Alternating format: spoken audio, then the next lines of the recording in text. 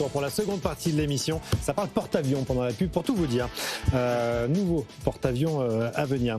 On va passer en mode rétrospective de l'année 2025 avec vous, chers amis, pour voir un peu ce qui vous a marqué, vous, les experts, tout au long de cette année, cette période. On est quelques jours avant Noël. Allez, Christian, j'ai envie de commencer avec vous. Économiquement, quel est l'événement marquant de 2025 ? Pour moi, de très loin, c'est le 27 juillet.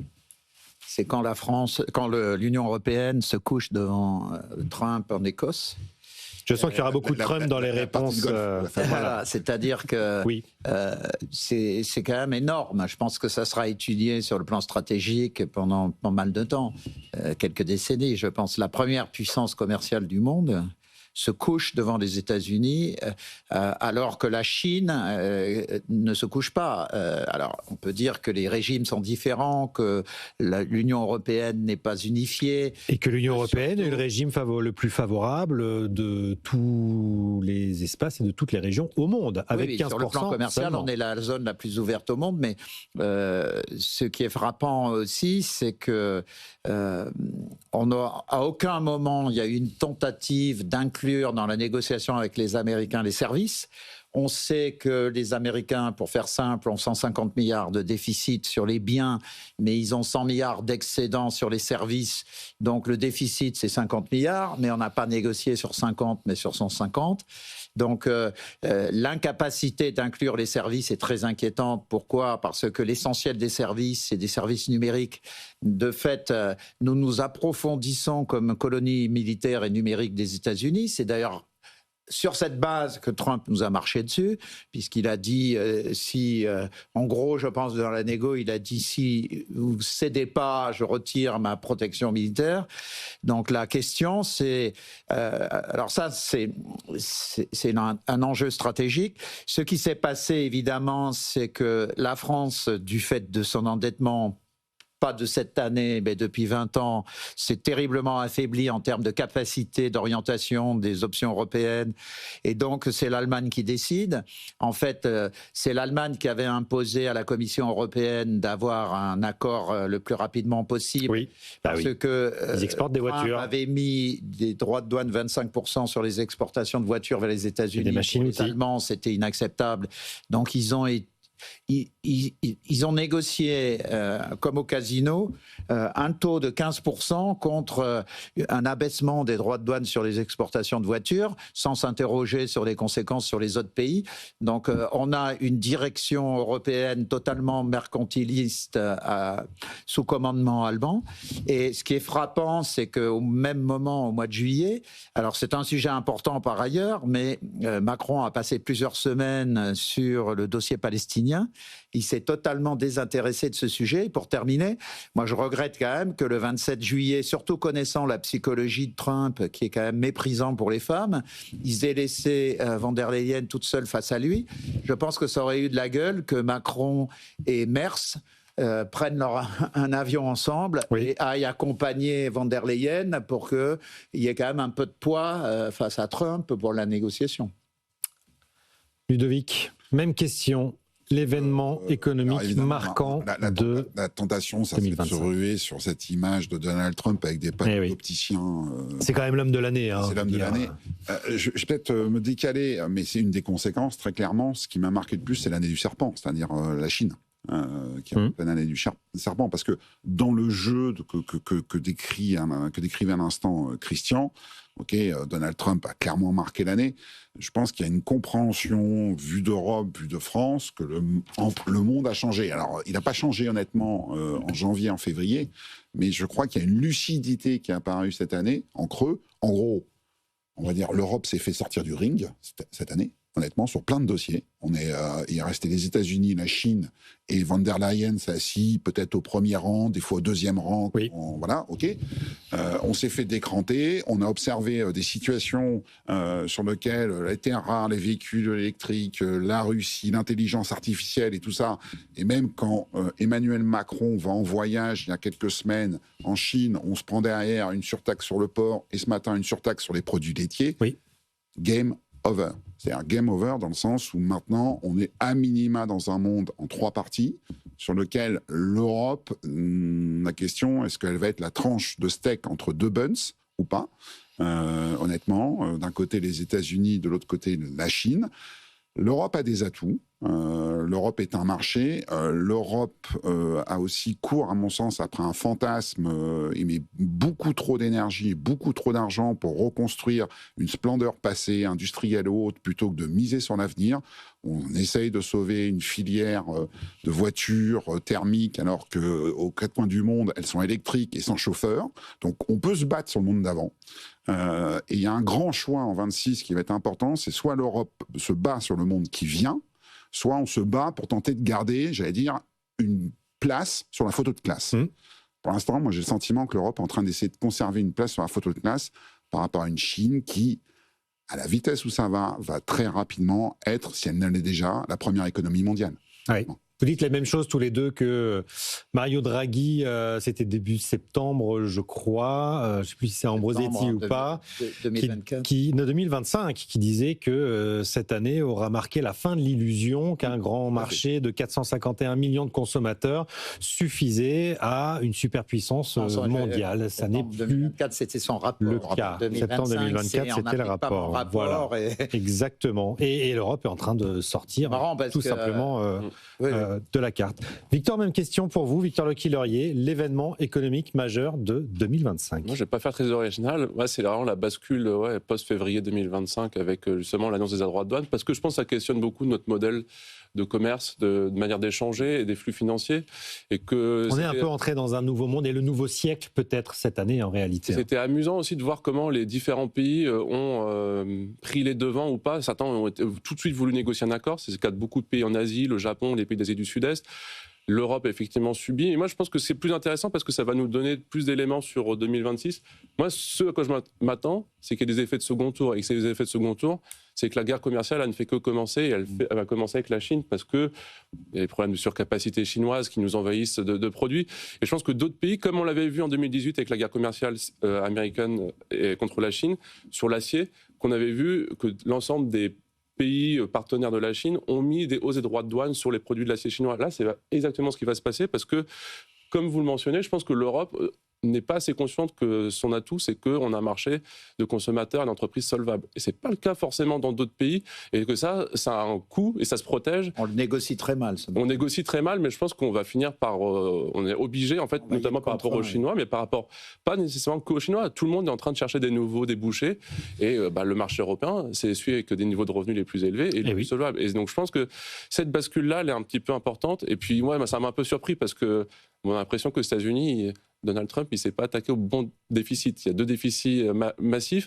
Et en tout cas, jumeaux, souvent, dit-on. Déficit commercial, pour expliciter, déficit commercial et déficit public. Et c'est que c'était un peu surprenant. Et est-ce qu'en fait, on rentre dans une nouvelle ère où même les fondamentaux économiques, la manière dont on les apprécie, en fait, c'est plus la même chose, qu'on voit ce qu'on envie un peu aux États-Unis, c'est cette capacité à investir, alors que nous-mêmes, alors en France, c'est pas le cas, mais on se l'interdit un petit peu, là où les États-Unis, en termes de gestion de leurs finances publiques, c'est la cata. Mais par contre, ça finance de la croissance. Et en fait, est-ce qu'on n'est pas dans une bascule? On va un peu réviser un peu notre manière d'appréhender les déséquilibres macroéconomiques et l'entrée de cette nouvelle ère sur les échanges commerciaux. Moi, je pense que ça va être un peu c'est le game changer sur la fin de l'OMC. Et on n'est pas pour autant dans une guerre. Enfin, les risques quand le commerce mondial sont confrontés à des hausses des barrières douanières comme ça, il y a quand même un risque de guerre qui est quand même pas à négliger. Finalement, c'est la montée des nationalismes. On a l'impression qu'il va y avoir une réorganisation et qu'effectivement, il faudra que l'Union européenne, la France, l'Allemagne, on soit prêts à ce nouveau monde. Et j'ai l'impression que pour l'instant, on a un petit peu de retard. C'est la fin du multilatéralisme en 2025. Ce que vous dire, Raphaël, et à mon sens, j'y adhère pleinement. C'était un peu, je pense que le changement de siècle a eu lieu en 2025, très, très, très clairement.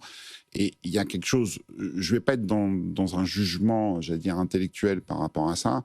Les règles sont en train de changer. Ce qui était une des forces européennes, c'était l'accès à un marché, et puis une stabilité aussi des règles, quelque chose de très normatif. On rentre dans un monde de bluff. On le voit. Nous sommes en train d'entrer dans un monde de bluff, un monde qui va être beaucoup plus violent commercialement. Un monde de carnivores, on a l'habitude de dire dorénavant. Et là-dessus, finalement, ce qui était nos atouts, c'est-à-dire vu comme une sorte de grande Suisse mondiale, un peu stable, On le voit même sur le gel des avoirs russes, c'est-à-dire on a du mal à sortir de cette zone en disant oui, non, mais l'Europe, c'est de la stabilité, vous investissez dans 10 ans, c'est les mêmes règles. Là, on rentre dans une période Las Vegas, à tort ou à raison, peu importe, c'est pas l'option. Et on est un peu, voilà, c'était le bon élève qui n'a pas compris que maintenant... Trop poli. Ouais, la dernière note, elle allait jouer à la cour de récré. Et que maintenant, il faut aller maintenant se battre, il faut montrer les muscles. On voit l'inertie européenne sur la capacité à protéger notre industrie, nos acteurs et tout ça. Enfin, on en a encore à se gratter la tête. Le paquet automobile, on fait des demi-mesures, personne n'est content à la fin et tout ça. Cette inertie-là devient notre poison. Et sur l'acier, par exemple, on se laisse enfoncer par l'acier chinois. C'est marrant parce qu'en 2018, j'ai passé les 7 dernières années à travailler sur le conflit Chine-États-Unis et les conséquences pour le monde. Et quand j'ai sorti le premier livre sur le conflit sino-américain en 2018, les gens me disaient « Quoi, le conflit Chine-États-Unis? De quoi vous parlez? Oui. Pourquoi il y a un problème ?» Et déjà, j'évoquais les fragilités de l'Europe. Pas recommencer, mais il faut quand même toujours comprendre que le traité de Rome de 1957 a voulu éradiquer la puissance européenne parce qu'on faisait une équation entre puissance et guerre. Et on sortait de 2 guerres mondiales sur le sol européen. Donc on ne voulait pas de puissance. Très bien. Ça a été un succès de ce point de vue-là. Ça nous a amené à la Grande Suisse. Très bien. Sauf que... 2025, effectivement, c'est le moment à partir duquel on voit que le modèle Grande Suisse ne peut pas fonctionner si les autres ne respectent pas les règles. Et c'est pour ça que moi, je continue d'être frappé par la façon dont on s'est déculotté devant Trump en juillet 2025. Parce que ce qui va arriver, c'est que comme on s'est déculotté une première fois, il va continuer. Les gens qui ont des dents plus longues que leur bouche, ils continuent. Oui. À partir du moment où on le sent d'ailleurs, à répétition, l'administration américaine dit votre DSA, DMA, c'est-à-dire les directives européennes qui protègent le marché numérique européen, j'en veux pas. Europe. Et ils ont déjà commencé à dire on va mettre des sanctions supplémentaires si vous modifiez pas ces lois. Donc à partir du moment où on a cédé une première fois, ça continue. Je suis chroniqueur aux Échos par ailleurs, j'ai déjà écrit que pour moi, ce qui s'est passé en juillet, c'est un diktat, c'est pas un accord. Et on s'est couché devant ce diktat. Pour moi, c'est un Munich commercial. Et on va le payer, on va continuer de le payer. Vous vous souvenez que Munich, c'était pour éviter la guerre. Finalement, on a eu la honte et la guerre. Là, on a la honte, on n'a pas encore la guerre, mais elle se présente. Allez, la surprise de l'année 2025. Donc bon, sur l'événement économique, c'est quand même Donald Trump et l'avènement d'un nouveau monde.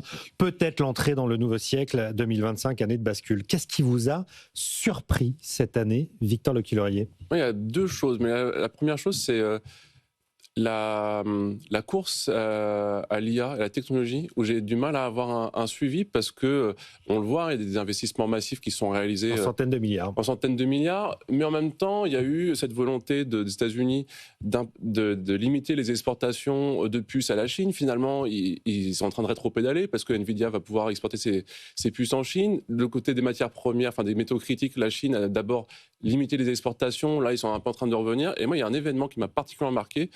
C'est un événement qui se passait aux Pays-Bas, moi, ça n'a pas du risque politique, quand il y a eu une mise en demeure, alors pas une mise en demeure, mais une tentative de nationalisation d'une entreprise chinoise qui est dans l'IA. Xperia. Et moi, je trouvais que c'était un événement qui était très singulier et qui, pour moi, n'arrivait que dans les pays communistes dans les années 70-80. Et pour des raisons stratégiques, justement, cette décision forte d'un pays européen pour des questions de souveraineté. Et finalement, ils se sont couchés après. Et finalement, dans un second temps, ils ont rectifié le tir. Mais je trouvais que c'était quand même un moment important et que pour moi, c'est vraiment une surprise parce que cette course à l'IA, elle est un petit peu folle et qu'on a du mal à avoir un vrai suivi, parce que même des pays qui sont très libéraux sont amenés à faire des choix stratégiques. C'était sur ordre américain. Oui, c'est sur ordre américain. Et les Pays-Bas, une autre surprise, c'est l'avènement du stablecoin qui vient un peu sauver le déficit américain. Oui. Alors qu'on ne s'y attendait pas du tout et qu'on s'est dit, mais moi, quand j'avais vu, je me dis, oh là là, les taux vont se tendre, qui va vouloir acheter en masse? Par exemple, la Fed ne le fait plus.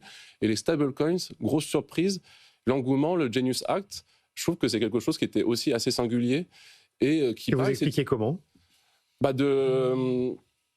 l'avènement des crypto-actifs, moi j'avais un peu du mal à y croire. Et là, je pense que les États-Unis nous ont un peu pris de court avec les stablecoins. Ils institutionnalisent un peu. Ils s'institutionnalisent. Oui. Et enfin, en fait, il y a un crypto-actif qui va pouvoir servir de collatéral pour faire des investissements, des opérations financières, et qui est stable. Et qui va permettre en fait, qu'il y ait une moins de volatilité sur les prix. Enfin, qui est stable aussi longtemps qu'il n'est pas testé, d'ailleurs. Oui, qu'il n'est pas testé, mais pour l'instant, j'ai l'impression que... Pour l'instant, tout va bien.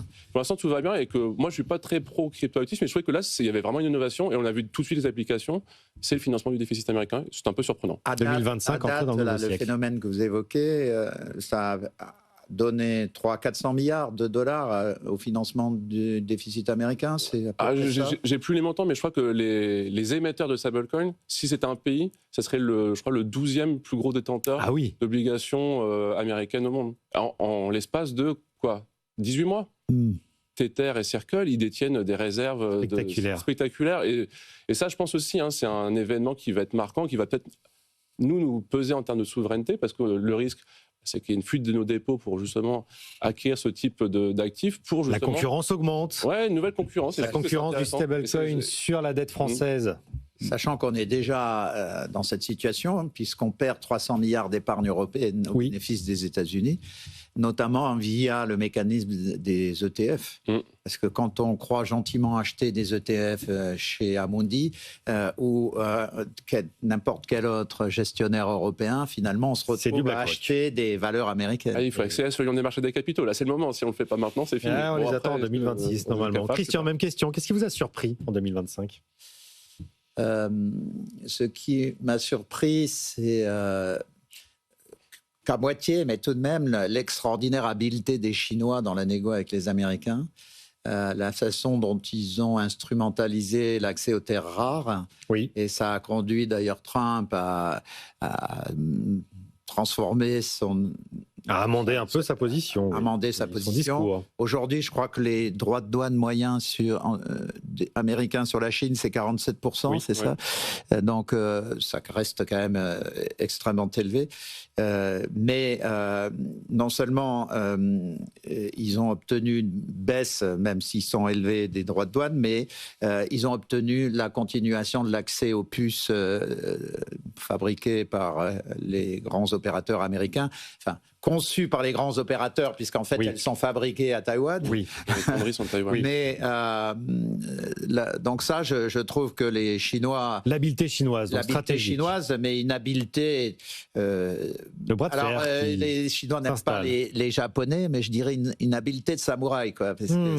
C'est vraiment avec une épée extrêmement affûtée. Enfin, c'est une paix armée, réellement, entre la Chine et les États-Unis, mais les Chinois, c'est plus du tout le pays sous-développé. C'est vraiment le pays qui utilise toutes les armes à sa disposition.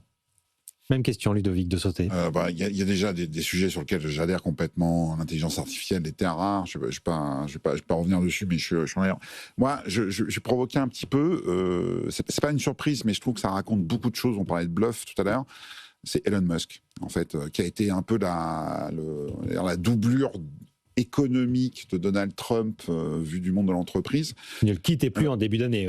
Qu'on ne quittait plus, le Doge, la tronçonneuse, et après les sanctions sur Tesla, et puis le pack de 1000 milliards qui est arrivé finalement. Qui vient d'être validé aujourd'hui par la justice américaine. Exactement.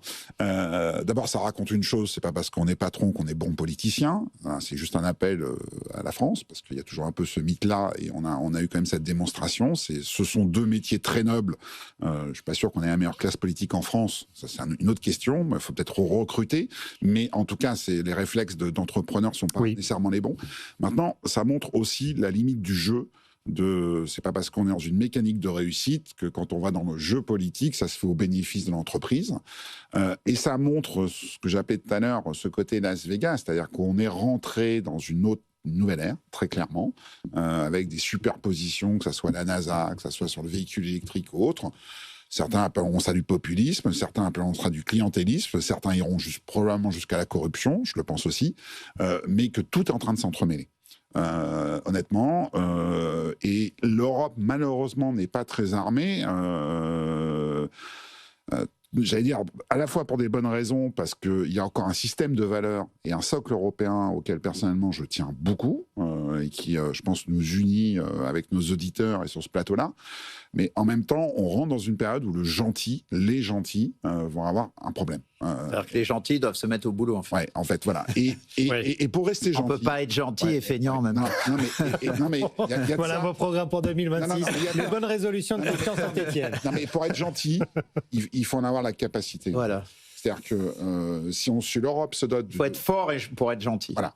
Et aujourd'hui, l'Europe... Machiavel disait qu'il valait mieux être craint qu'aimé. Voilà. On rentre un peu dans ce monde-là, je le crains. Ouais. Pour pas désespérer tout le monde, peut-être signaler la très bonne surprise, même par rapport à Elon Musk, d'Ariane 6, Oui, qui a... alors, je crois que tous les spécialistes de l'aéronautique ont cesse body devant les fusées de Elon Musk. Oui. Mais l'entrée en action de Ariane 6... est considéré. Oui, non, mais à partir du moment où la fusée a été prête, oui. Le délai avant qu'elle mette des satellites dans l'espace de manière efficace, c'est le plus court de toutes les fusées qui ont été créées depuis une cinquantaine d'années. Donc il y a quand même encore des capacités technologiques européennes dans cette vieille Europe.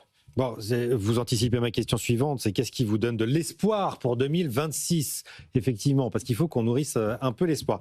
Peut-être avant l'espoir, d'ailleurs, dans les surprises, je vais ranger dans la catégorie surprise, c'est quand même l'incroyable année des marchés financiers.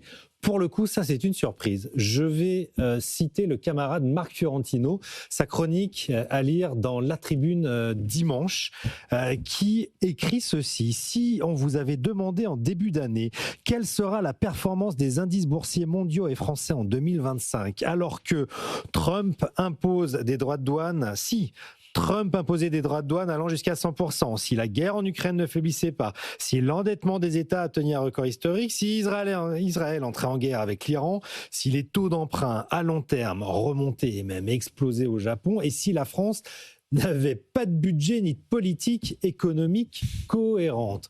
Qu'aurait-on répondu en début d'année ? Évidemment que les marchés allaient s'effondrer.